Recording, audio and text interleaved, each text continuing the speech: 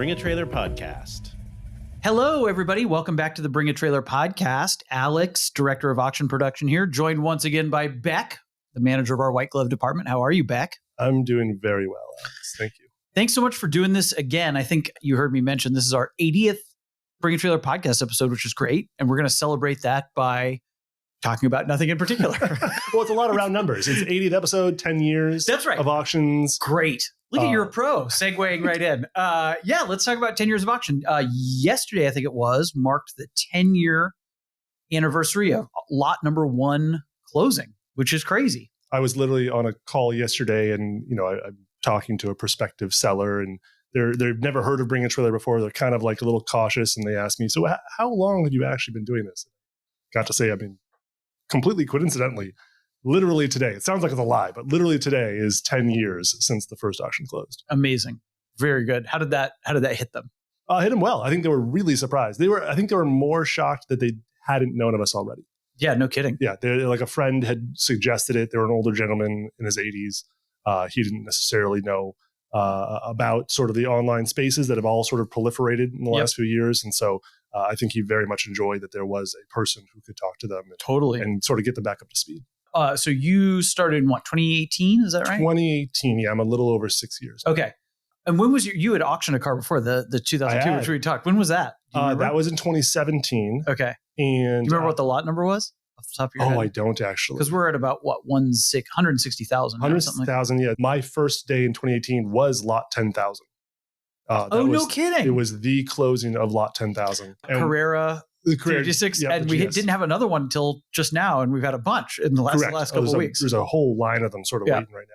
Yeah, that was the close of lot 10,000. We all went to lunch. It totally destroyed my expectations of what daily work was like at BAT. We all just go out to fancy restaurants. Where did we go? Do you know?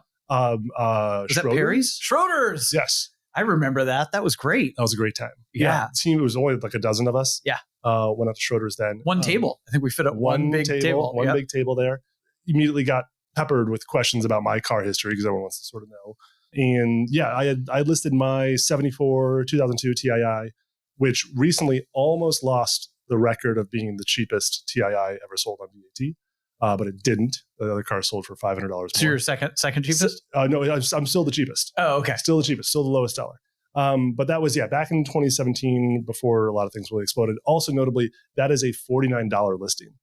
You were in that rare little thing. We were talking about that this morning on our staff call. We were talking on the staff call about all the different prices. That was only 1 month that we did that. As well as February.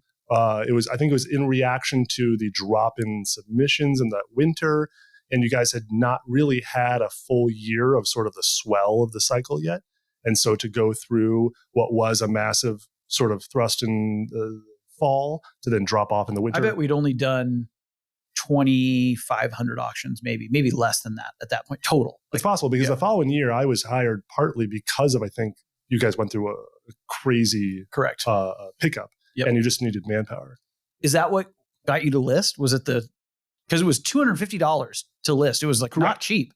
And that was in $2016 or $2015. So that definitely helped. Okay. One was also I had made a post on the BMW 2002 FAQ page, and someone who was a regular on BAT actually even reached out to me via the FAQ and said, "Hey, this is a car that should be on Bring a Trailer. Oh, you interesting. should really consider this." Do you remember who that was?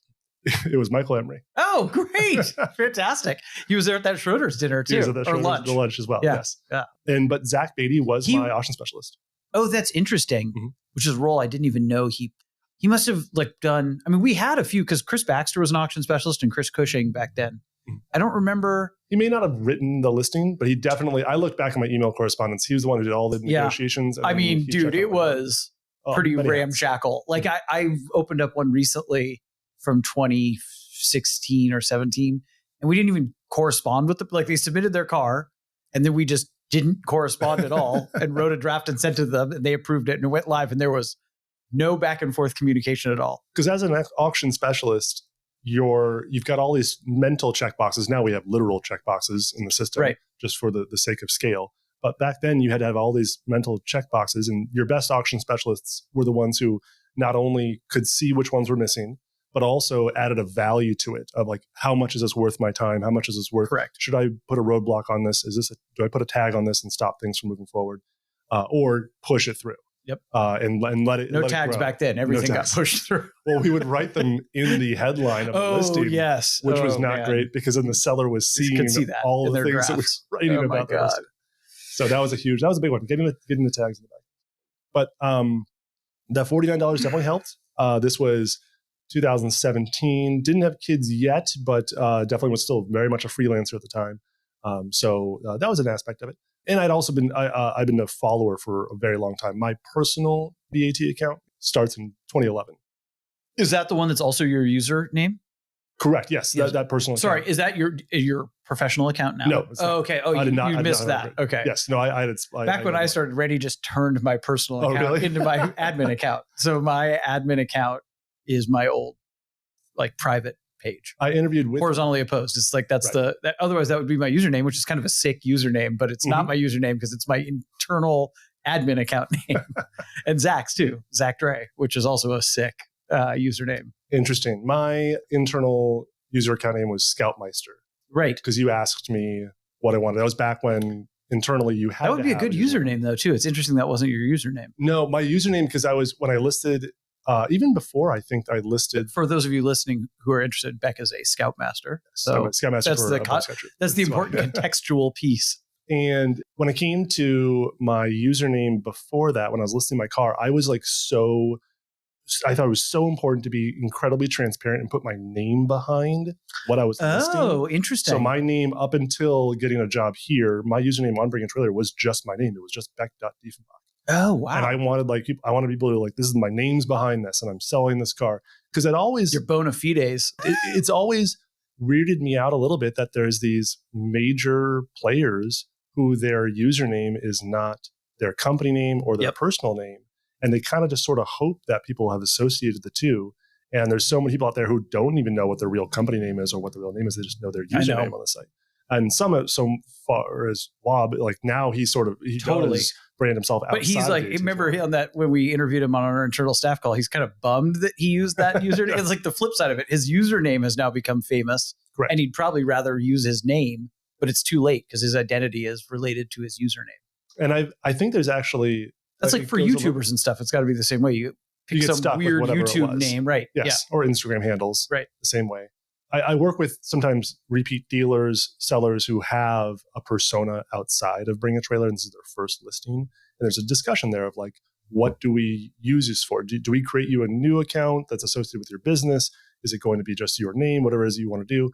Because I actually don't necessarily think that the username that's just, Ferrari of New Hampshire is necessarily a great username. If what you're trying to do is differentiate yourself and make yourself a personality in the space, it kind of helps to sort of show your values. But then again, you can get stuck with it if you've been building it for a long time. Yeah, totally. 10 years in, a lot of change, a lot of iterative change. We were talking to Randy on an internal staff call today, and Howard and Zach, and we were speaking about all the things that have changed. And it's interesting as I've been thinking about all the things that we have tweaked over the years. It's a weird mixture for me. I'm curious what you're thinking too of, man, things have changed a lot, but they've also stayed the same a lot, right? Like Randy was saying on this call today, oh man, you look at listing number 1 and it's a mess and it's so different, but I'm also it's so similar too. Our format hasn't really changed, and certainly our intentionality behind why we do things and how we do them hasn't changed one bit. Two big things. It helps that the front end of this website hasn't really changed. Small things here or there, but just the feeling of being on Bring a Trailer feels very, very similar. And then secondly, I think the biggest one is that the core people are still here, right? We've heard of other auction houses where turnover is high. Right. And not even just auction houses, just obviously any business. Any business. As it goes through its cycles, it gets, a majority of it is purchased or major changes are made as far as offerings and products that are being provided to customers.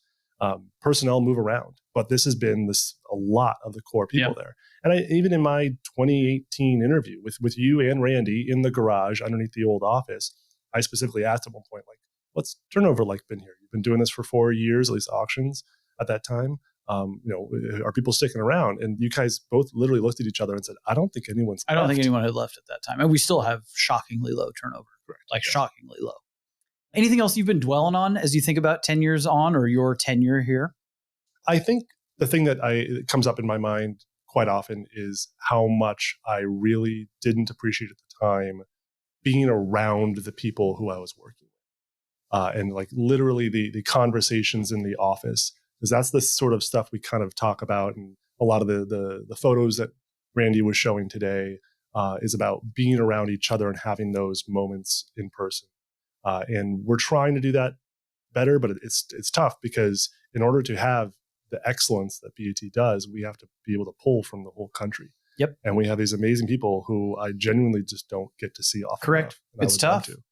And it's an ongoing challenge. And, part of our success was because of the pandemic, right? So like we expanded hugely because everyone had to buy their cars online. And luckily we were in kind of well positioned at that time to be the place where people could, even locked into their homes, they could keep, we were worried there for a couple of weeks when it first hit. Remember that? And it was like, oh God, is it going to crash? And our business did really dip for like 2 weeks, and then it took off like a rocket ship and hasn't really stopped since.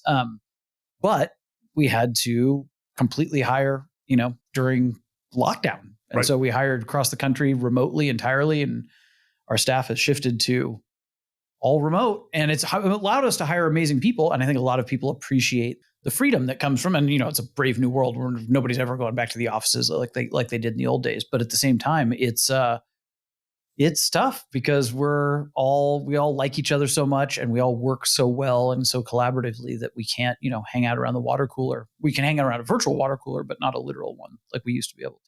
I think also that craving for the virtual water cooler, whatever you want to call it these days, manifests itself in our community in the alumni gatherings. Because for so long, it was about the forums, right? The commenting on auctions that are live on the site. And to then provide, and that was right around the time I started here, was right around the second ever alumni gathering, the one down in Los Angeles at the Petersen. Yep. And that was, I remember that was my first experience. Doug DeMuro. I always like to point out Doug DeMuro was there. I remember that was my first experience ever of walking down one of the aisle of cars. I'm like, oh, I get it. This is the website. Totally. Because it just it looks like the blog post style of bringing. It's not tablets. It's nothing, it is just a line literally. And here it is. They could be in this order. Yep. They could totally be in this order. That was Randy's, kind of brilliant idea about the alumni gatherings, right? Bring it together, bring the community members and the cars. I can't remember if it was that one. It was another early one. And I remember this image is always in my head when I think of, the variety of vehicles listed on BAT. There was a Fiat 500. The one that has the cloth roof that folds all the way down back. Do you know what I'm talking about? You mean the new ones or the old ones? No, old. Maybe it's a Topolino and not a 500, but it's a older Fiat with a cloth roof that folds from the windshield all the way down to the engine compartment in the back. Parked next to a 90s 2500 Ram diesel. I don't think it was a dually, but just huge, like low mileage preservation class 90s Ram, right when the retro body first came out, 92 or 93 or whatever. And then on the other side was, I want to say it was a Citroen of some kind. And I'm just like, man, only to see those three cars parked together at a like what a weird assembly of vehicles, and what makes the place magic. It's so weird. And also it allows, because of the natural filter that Bring a Trailer provides, those cars are all going to be being brought in by enthusiasts who appreciate what it is. They appreciate being around other weird cars. Yes. It's not exclusionary. It's going to provide a car show, if you will, that we've got a few of them actually coming up. 2 of them in August. Yeah, plug them. We've got one next week. August 3rd, Pittsburgh Vintage Grand Prix coming up. And then August 18th or 17th, the one at Monterey. Turn 4 this year at Laguna Seca, slightly new location. It'll be interesting to see how that lands. But yeah, 2 of them coming up, sort of the heat of summer. It'll be great. I'm really looking forward to it. We've done a lot at this point. We've done a lot of alumni gatherings. We've, done a pretty steady pace now for 7 years, 8 years. And, we do a couple of years. So we've done a couple dozen. Reminiscing those 10 years of auctions, specifically when it comes to alumni gathering, I remember for the year of 2019, there was a Google spreadsheet sent out to staff being like, we're going full bore. Like we're doing so many events. It was crazy. It was like 25 events that we that was the year we did all the Petersens. We did all the Petersens. Roland. Shout out Roland. Driving down to LA once a month to then go essentially rep BAT to all the... I went to a very early one of those, and he was plucky and upbeat, and we went and drove simulators, sim racing. He destroyed me, and it was really fun. And then I went to one late in the year. I didn't go to as nearly as many, and he looked tired. I remember one time it was the Petersen had invited, I want to say it was just Corvette owners. Mm-hmm. And so that was the one I went to with Roland. Yeah. And you guys, they asked you two to like pick a winner, right? Oh man, people were not happy. I think we picked a sick winner. It's actually still one of my favorite cars. We picked a 6-cylinder. It was a 53 or 54. We picked a 6-cylinder original, Blue Flame 6, one of the first 2 years. I think it was a 54. It was either a 53 or 54. It was the only 2 years of the 6-cylinder vets. And it was a beautiful one. I talked to the owner, and did Roland tell you the story? Somebody came up and like, do you relate it? When basically the Petersen said, hey, you two, can you actually pick a winner of this event? Like what's your best? I think somebody shoved a microphone in my face. I was like, oh, great. Let me talk to the Corvette owners. And you guys picked what you thought was the most interesting example. But of course, with any subset group of car owners where the competition is based on documentation and how rare a certain thing is and what the provenance is with this, and this is whatever it might be, for them to have these outsiders be told that this other 6-cylinder car was like the winner, there was some unhappy guests. A dude shuffled up, like an older guy shuffled up to Roland. He's like, what are your qualifications? Right. Where are you from? Totally. What other events have you judged before? Well, because they take judging very seriously in that world. I'm glad we didn't give it to the car, which I remember and still think about all the time. Car, you will love this, that I wanted to give it to, which was a super scruff big block C2. It was like maroon with like gray primer spots on it. And it had an unrestored 427 with, orange valve covers on it and stuff, 4-speed. I guess it would have been 66 or 60. I think it was a 67 with the 5 gills on the side. Just like, look, it was so strong. And I was like, and maybe Roland somebody talked me out of us giving the award to that car. And I love the 6-cylinder cars. They're beautiful. It's the original version. Anyway. But yeah, that spreadsheet came out with, 25, 30 things that we were all going to go to, or you could sign up for as many as you wanted to. And at the end of that year, when we started to reanalyze for 2020, is obviously before the shutdown, before we knew any of this was going to happen, there was a real sort of come to Jesus, like, no, we're not trying that again. We're going to bring it down. We experimented, tried it out, but we're going to solidify down to, less than half a dozen and make them really special as opposed to try and put booths everywhere. Just wherever we can. So, but that's what you do. Everybody was tired at the end of 2019. Everyone always wants more of those, and staff want to go to them, and they're freaking fantastic, but they are so much work logistically. And we use staff to man them. So it's like people who have like a day job, and they've got to go fly out to wherever it is. It's really tough, really fun, but really tough. And as you know very well, we all wake up at 5 a.m., usually after a late night of hanging out and having a few pops and going out to dinner. And man, it's tough. And then, you fly out on a Friday afternoon, you do that, you work hard all week, and you're setting up tents, taking down tents. And then Monday morning, it's back to work. It's hard. There's literally, companies out there, this is all they do is these car shows. We were talking earlier today. I just went to Radwood a few weeks ago here in San Francisco. They did their NorCal event. And the OG, right? Yeah, the original one. It was very interesting. I went to one back in like 2018 at Sonoma Raceway. Bring it together. Was that the first? Were you at that? That was one of those things in like 2018, 2019 that I volunteered to go rep BAT at. Okay. We had a booth. It was me and Vinny. Vinny had his E30 318 IS. Wait, this is not the first one. No, I think it's the second one. I drove Randy's Integrale to the very first one. It was at the, this was like 2017, I think. It was at is this where they still do it? It was at like a yacht club, like right by SFO. Oh, the Brisbane Marina? Yes, I think that's right. That's right where the 101's right up against the water there, right north of the 101. Could be, yes. Yes. We were also asked to give an award out there. They asked us to give out like best of show, which was like it was cool. It was like an old soccer trophy or something that they just picked up at a flea market. And I think it was me and Patrick. Yeah, because we took Randy's E28 too. And we couldn't figure out, and a lot of cars already left. And we're like, what to do? We gave it to a RT10 Viper, which I've always liked, or I didn't used to like them, but I've been interested in them for a while. And it was a guy who Turo'd it. This is when Turo was like kind of the hot ticket. And he couldn't, they have they don't have windows. They have like zip in, like side curtains. And he couldn't figure out how to he only had one in. And he was like this tech guy, and he was, kind of cutting edge, right? First Radwood. And we're like, this is sick. Strong was kind of a beat up Turoed RT10 red. And we gave it to that. And I don't think the Radwood guys like that choice either. Give that guy an award to Turo an RT10 and show up. It's a sick story. Yeah, totally. And it was parked very picturesquely, if that's a word, right by the water. Anyway. Well, they've come a long way, because that event and then the subsequent event that I went to the next year at Sonoma Raceway, I remember when they were giving out the award for that, and it was like everyone gathered together. It was a little half circle of maybe 30, 40 people at most. Like, it was pretty. Oh, that was the one in conjunction with like a Lemons race or something? Yes, there was a Lemons race. Okay, I think I went to that one too. Gotcha. Could have been. Yeah. Vinny was there. I was there. And then, cut to 6 years later or so, 5 years later. And this thing was at Pier 3032, which is pretty massive space. It's underneath the Bay Bridge. Cool. It was cool very spot. Cool spot. Very interesting to see how they've progressed. It was very interesting to see the group of cars there. The demographic is very much sort of hundreds of cars now, right? It's huge, hundreds of cars, but it's almost sort of like Bring a Trailer, and then it's a little bit more eclectic than most car shows that you're going to go to. But it's of the age group I felt old.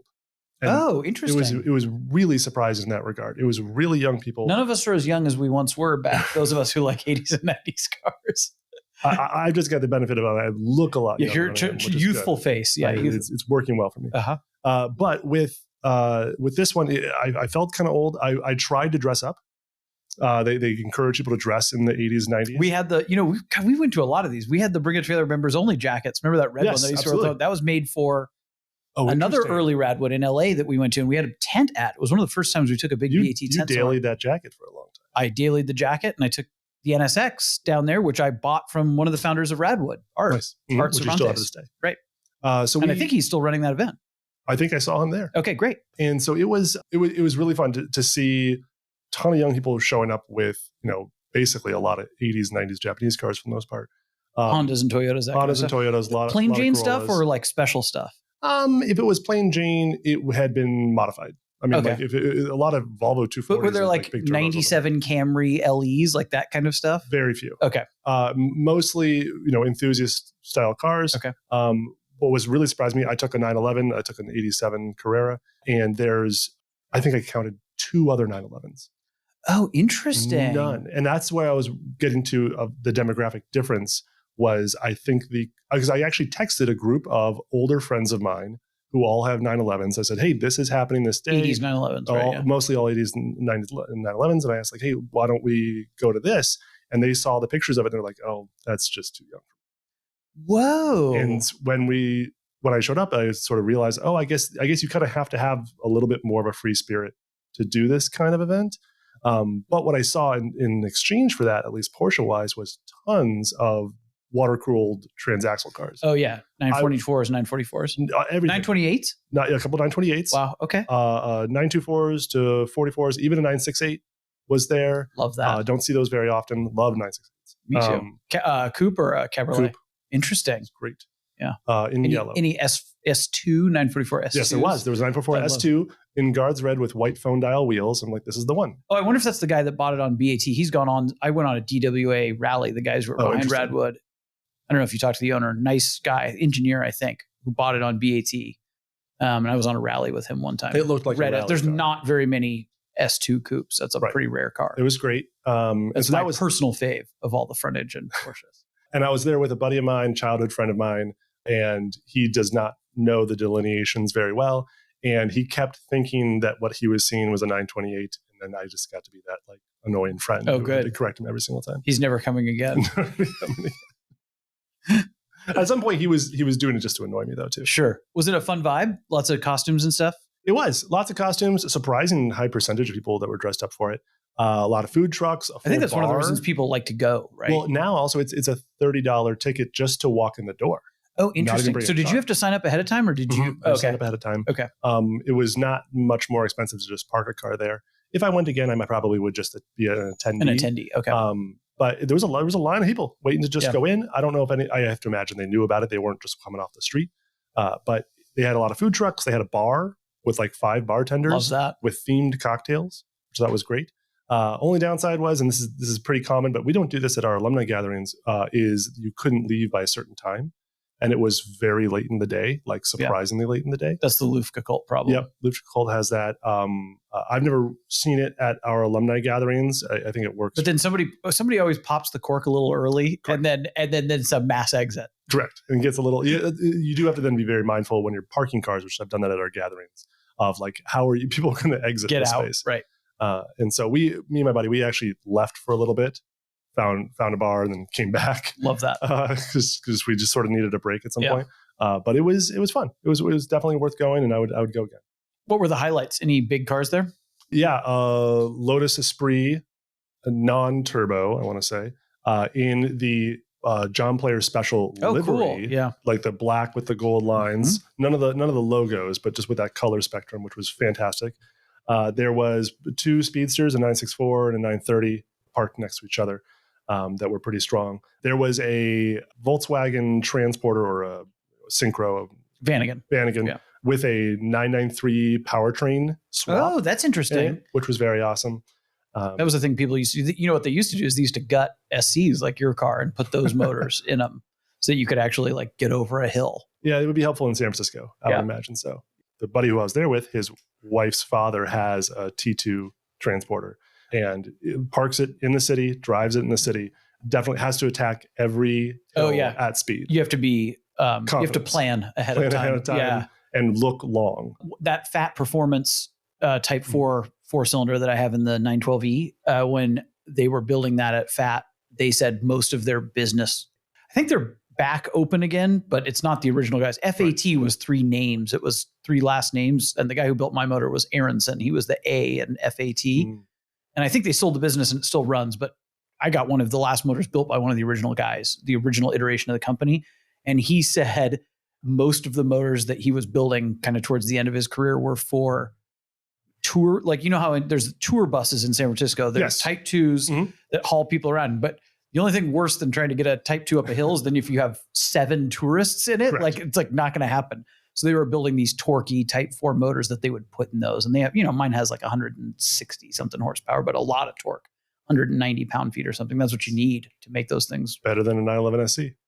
Probably than a stock one. It's a lot lighter too. My car's a lot lighter. It probably is about the performance of a smogged down California stock SC, would be my guess. But it still sounds like a tractor, not like a 911. So what was it saying? It's 90% of a 911 as long as you're deaf. Correct. That was one of the best things Randy ever said. Or actually, maybe Matt Farah said that, but whoever said that, brilliant.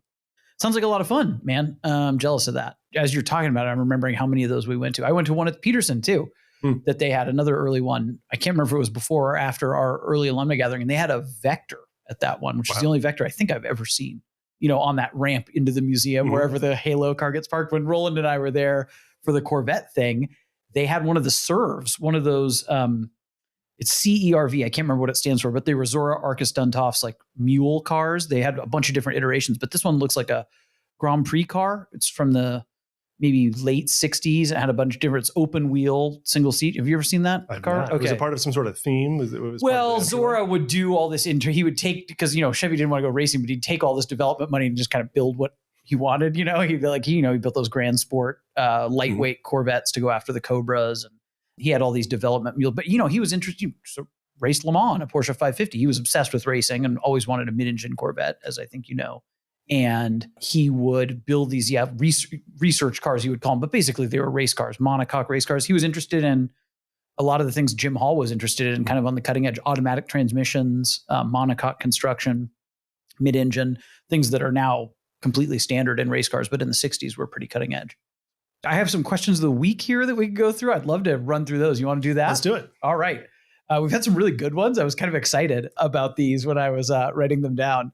And I didn't spend a ton of time thinking about them myself because I didn't want to kind of ruin the spontaneity. And I knew you were going to be in the same boat as me in terms of not having seen these. Have you been reading them at all? The posts? I see the posts, but I have no idea which ones you've selected. Oh, okay, great. There's some fun ones. You and I have tendency to talk only Porsches. So what is your favorite front engine Porsche, by the way? We were talking about them.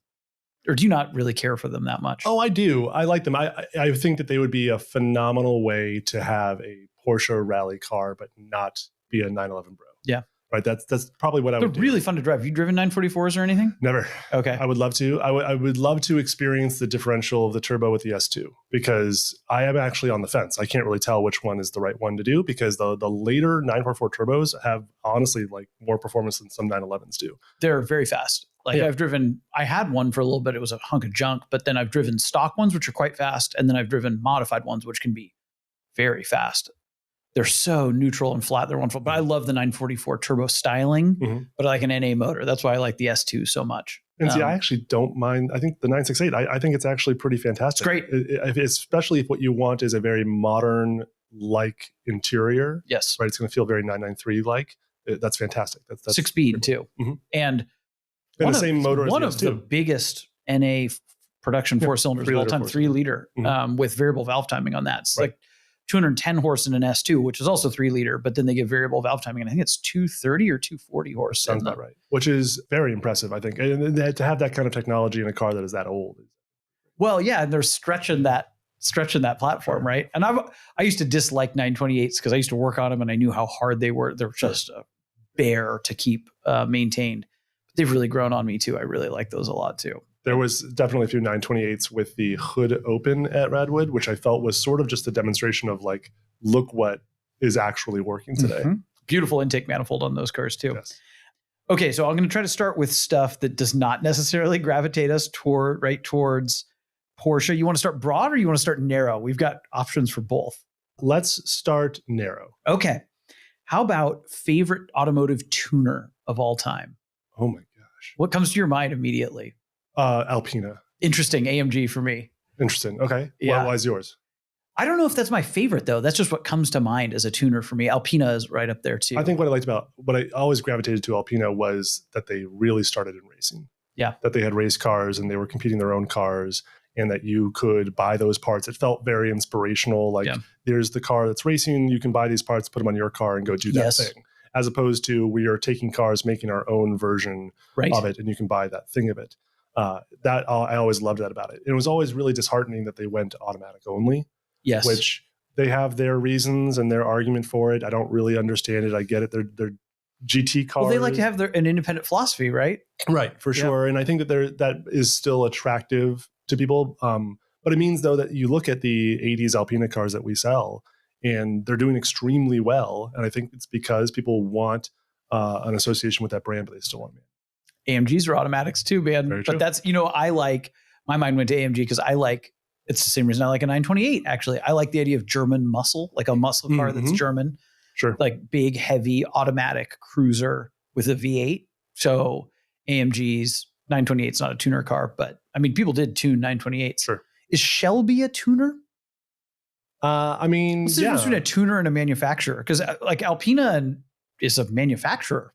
Yeah, I would guess probably a very good question. What's the difference? I would say a crucial one is the fact that Shelby was still using factory blocks, right? He's modifying things, obviously. The suspension on 65 cars is very different. But it's, and obviously some body changes to it as well. But at its core, it is still called a Mustang, but it's obviously not a Ford anymore. Didn't run with that naming at all back then, at least. A Lingenfelter or a Callaway, that's definitely a tuner. A Hennessy, for sure. Right? Yeah. I like all those. I like every tuner. Is that actually an okay answer? I like all of them. Roof. I freaking love roofs. I have this conversation with sellers all the time of like, well, this is a tuner out of Germany that's like really well respected there. And it's like, it's fine, but like the branding, people just don't know it here. That's really tough. There's so many more. What is that, Gembala? I think that even has more than some of the places I've heard about. Yeah. It's really unfortunate if there's not really sort of a generational connective tissue from back then to now. I think it's why Alpina is helped by it. I think it's why AMG, I mean, probably AMG almost more so than anyone because they've been put to the forefront. Yeah. Mercedes puts AMG in the name of the make of the car now. Yeah. It's not even like a thing at the end of the line. It's gotten very confusing for me and very squishy. And it's like I guess it's like the M division kind of, but there's Alpina and M.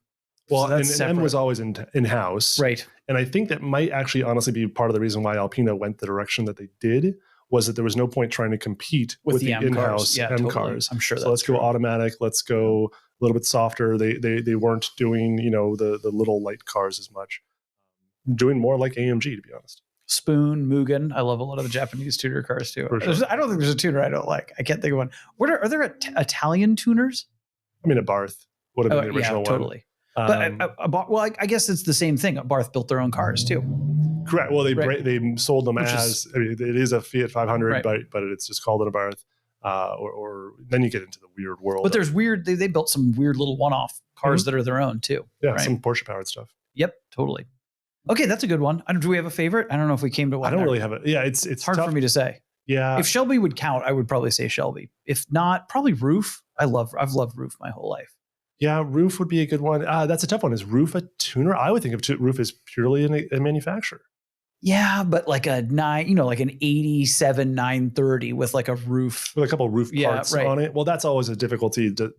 I always go back to. Because you could buy their parts independently. You could have them put on by roof people in the US, or you could go straight to Roof and get a car, right? Like there's levels of what you could do. Which is honestly part of, I think, it's a weird decision as a producer of these parts to make that choice of, are you going to allow people just to buy the parts or do they have to buy the whole thing? And that's honestly, it causes problems sometimes with the listings as well, as people come in there saying, I've got an AMG. I'm like, I don't know if you really do, sir. Somebody sent me a picture of an R107 on one of my buddies on the freeway the other day with AMG body kit and Penta wheels and all that stuff. And I'm like, probably somebody just threw, it's probably not a real AMG built car. Somebody just threw that crap on there. And it could have been done last week, right? It wasn't necessarily done in 1985, exactly.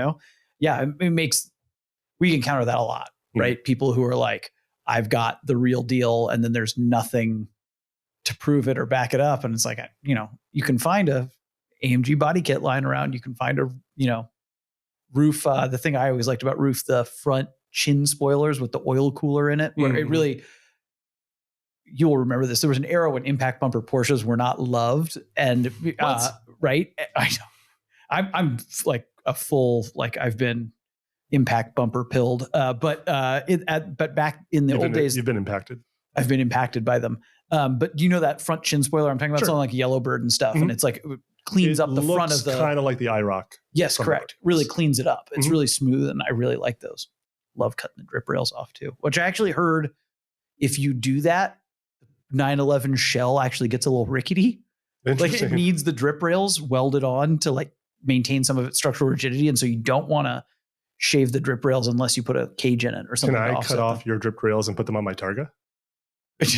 And when you remove the Targa top, there's just two little drip rails. I could use whatever rigidity I can get. Oh yeah, I see what you're saying. Yeah, great call. I think, isn't the story that cabriolets are stiffer than Targas because they actually reinforced them but didn't do that for the Targa? I mean, probably because, I remember putting Targas on lifts and they would bend like a post lift and they'd bend so much you couldn't open and close the door anymore. Yes, correct. I've had that problem actually. It's very possible. I mean, first year of Cabriolet is 1983, which very weirdly is last year of the SC. Right. So there's a 1 year SC. We almost Cabriolet. never list those, right? They're very rare. Yeah. Well, I mean, they just didn't make them for that many of them. And then they become much, much more common in the Cabriolet era. In the 3.2 era, yeah. Correct. I'm sorry, in the Carrera 3.2 era. And those probably, I would imagine all Carreras are stiffer. They also, suspension-wise, it get upgraded pretty significantly as well, so they can handle it.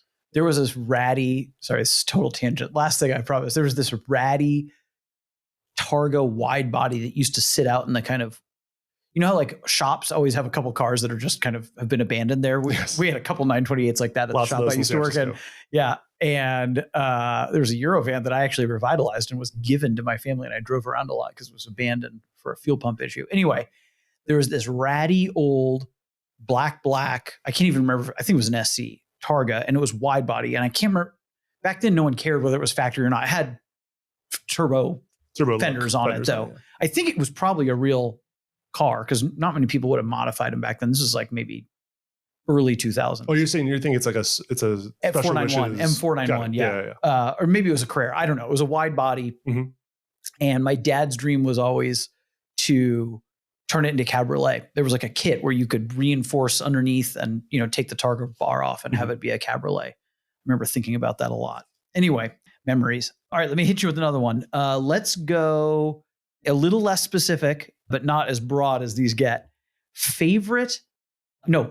Best looking fastback.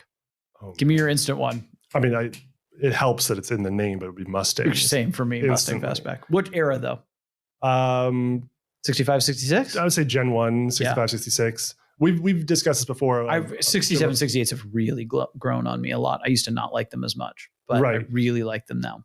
I think that's such a phenomenal shape that it's really tough to beat. So much so that when you see other sort of period boxed front end long hood fastbacks, you're like, oh, they copied Ford. Yep.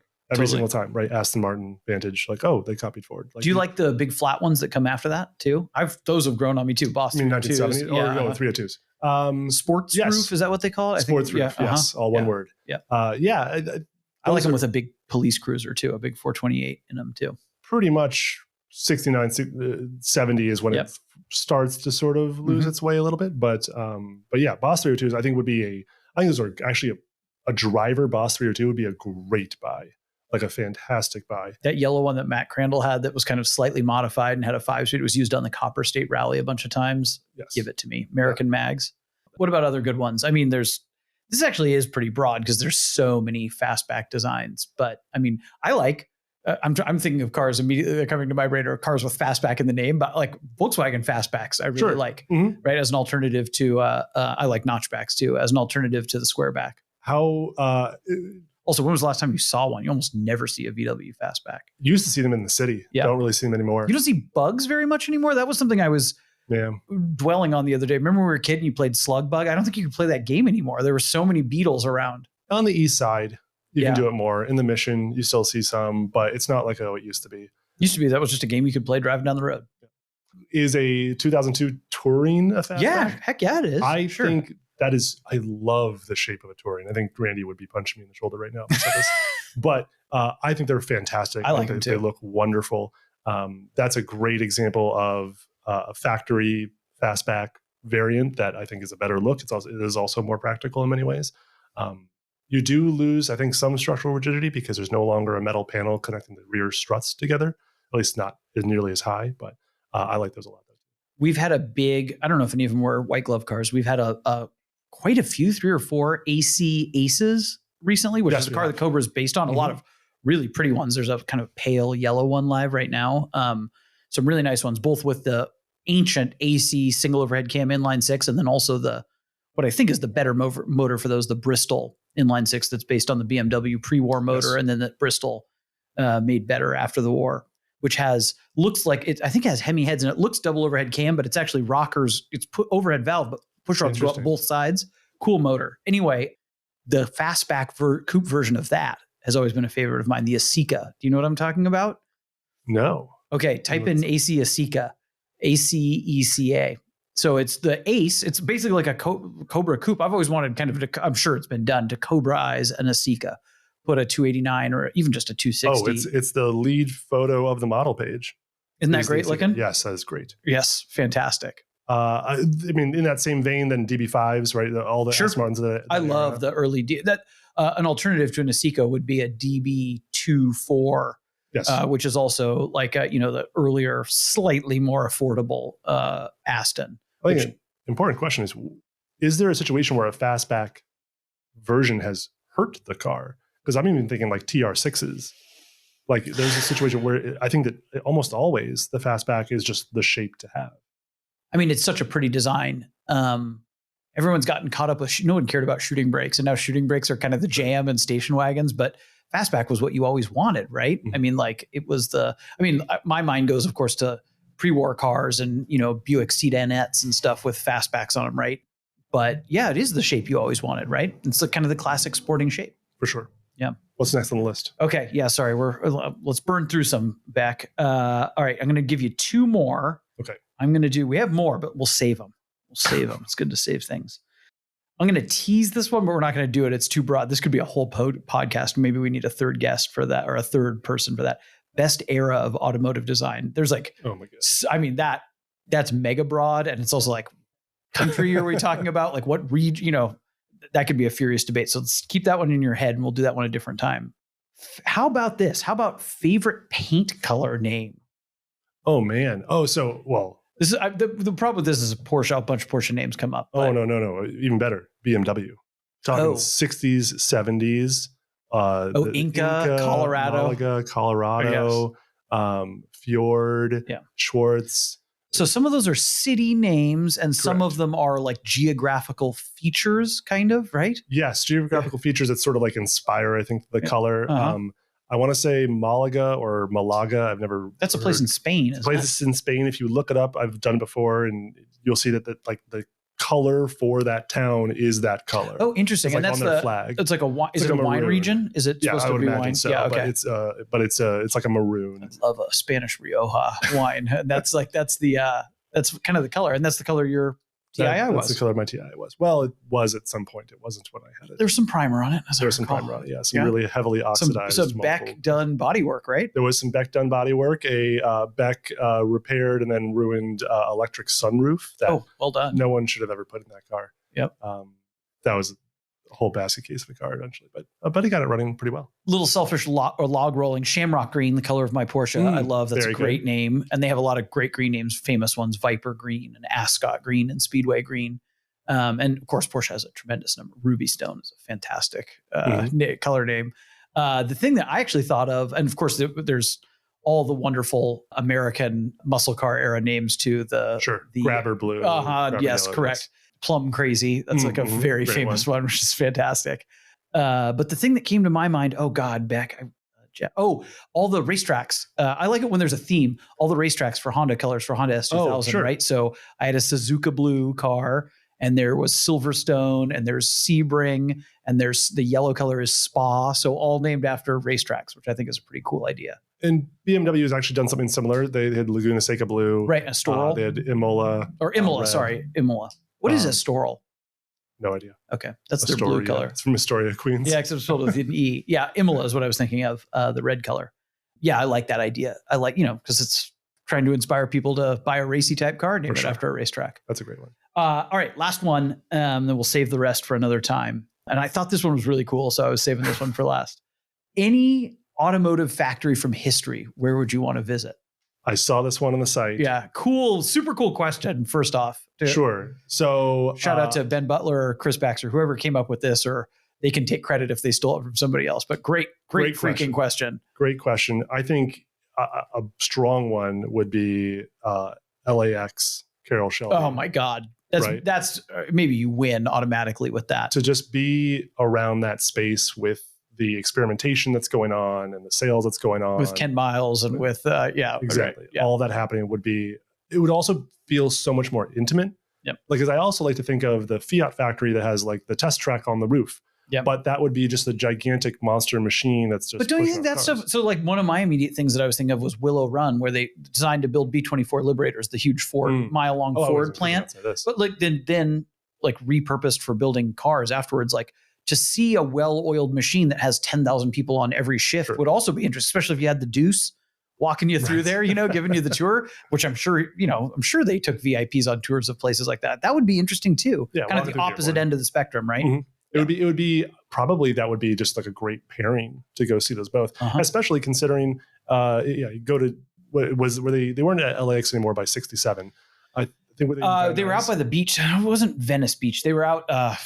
Wherever Carroll Shelby was doing GT 500s in 67, and then like a few months later go to Dearborn, and see how Ford Motor Company is trying to make the same thing.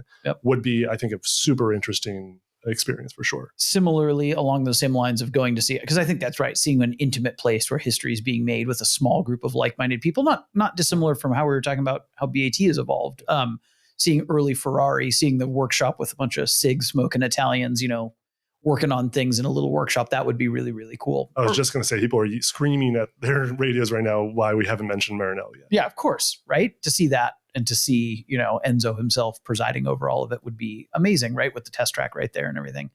I think almost any kind of iconic plant would be interesting to see. I also, how much I love pre-war cars, so it would be interesting for me to go back and see Duesenberg brothers working on their race cars, or 1920s, 19-teens era, real cottage industry stuff when cars were completely handmade and one-off, and there were hundreds of different little fledgling companies all across the country. That would also be really interesting to see, and true innovation, weird stuff, and steam cars, and whatever you can imagine and try to make it happen. Probably anywhere where there's sort of a visionary pioneer. Right. Who is sort of pursuing a dream, like pre-Elon Tesla. would be a super interesting one when they've got those Lotus chassis and they're trying to see how they're going to make this new thing that's never happened before. Right. That kind of stuff where a Pioneer is custom making cars for individual clients because they've got a specific vision in mind. Yeah, totally. Great answer. We could talk about all these at more length. I was worried about us filling the time back, and here we are. Now both of us need to go pick up kids. Anything else we should mention before we go? Any upcoming events or anything you want to plug? No, I would just reiterate the 2 alumni gatherings coming up. You can still, I believe, register for the Monterey. We did this at the last minute, so this is going live like tomorrow morning. So this is not one of those podcasts where it's like, oh, we recorded this a week before it went live. No, this is going up in hours from now. So. Gotcha. Just start plugging a bunch of white glove listings. You plug things that are like going, ending tomorrow. I would just say the alumni gatherings coming up is going to be awesome. It's going to be fantastic. I'm really excited to see what we do differently at Laguna Seca this year because of the new location. It's always a fantastic time. This is the first time I'm going to go for multiple days. Oh, good. I've always because I've always had little kids, I'm always just going to be dropping in and coming back out. But this year I'm going to take a full 3-4 days down off there. Mike, you got to tell me how you got your wife to agree to that because I need to get the same program going. It's this drive I'm about to go do right now. Oh, yeah. Okay. I'm doing it every single day all summer long. All right. While she gets There's a quid pro quo, huh? Correct. Yes. Amazing. Awesome, dude. Well, thanks for doing this as always. Thanks to all of you for listening. You can always send us feedback, questions, ideas, thoughts to podcast@bringatrailer.com, and we will catch you next time.